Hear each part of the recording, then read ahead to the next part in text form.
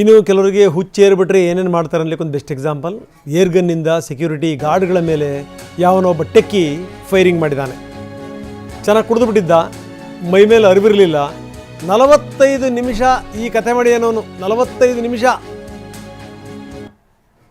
ಆನೇಕಲ್ ತಾಲೂಕಿನ ಈ ಬಂಡಾಪುರದ ಈ ಸಿಂಫೋನಿ ಅಪಾರ್ಟ್ಮೆಂಟ್ನಲ್ಲಿ ನಡೆದಿರುವಂಥ ಘಟನೆ ಇದು. ನೋಡಿ, ಅವನ್ನ ತೋರಿಸ್ತಾ ಇದ್ದೀವಿ.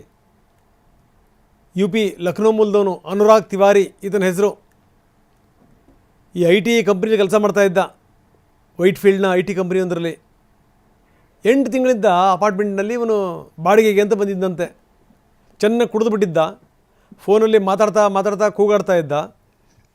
ಇದ್ದಕ್ಕಿದ್ದಂಗೆನೇ ಬಾಲ್ಕನಿಯಿಂದ ಏರ್ಗನ್ ಬಳಸಿ ಫೈರಿಂಗ್ ಮಾಡಿದ್ದು. ಯಾಕಿದು ಹಿಂಗಾಗ್ತಾ ಇದೆ ಅಂಥೇಳಿ ಸೆಕ್ಯೂರಿಟಿ ಗಾರ್ಡ್ಗಳು ಓಡಿದರು.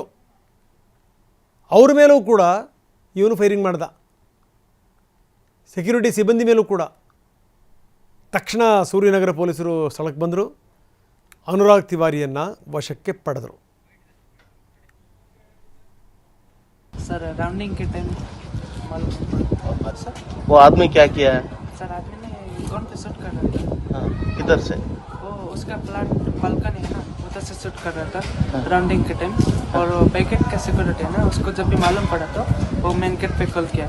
हम सभी लोग आके देख रहे तो हमको भी फायर करा वो। आप क्या किया? हम तो यहाँ पे खड़ा के देख रहे थे, वो फिर बेसमेंट पे चला गया। हमको देख के ज़्यादा फायर कर रहे हो। आपका भी फायर किया? हाँ, हमको भी फायर किया। 4 आदमी का, 4 आदमी के ऊपर वो फायर किया। ನೈಟು 2:45 ಹಂಗೆ ನಮ್ಮ ಸೆಕ್ಯೂರಿಟಿ ಬಂದಿದ್ದಾರೆ ಇಲ್ಲಿಗೆ. ಅಂದರೆ ಇಲ್ಲಿ ಯಾವಾಗಲೂ ಪೆಟ್ರೋಲಿಂಗ್ ಮಾಡ್ತಾರೆ. ಸೊ 1 ಅವರ್ಗೆ ಪೆಟ್ರೋಲ್ ಮಾಡ್ತಾರೆ. ಆ ಟೈಮಲ್ಲಿ ನಮ್ಮ ಸೆಕ್ಯೂರಿಟಿ ಬಂದು ನೋಡಿದಾಗ ಫೈರ್ ಮಾಡಿದ್ದಾರೆ.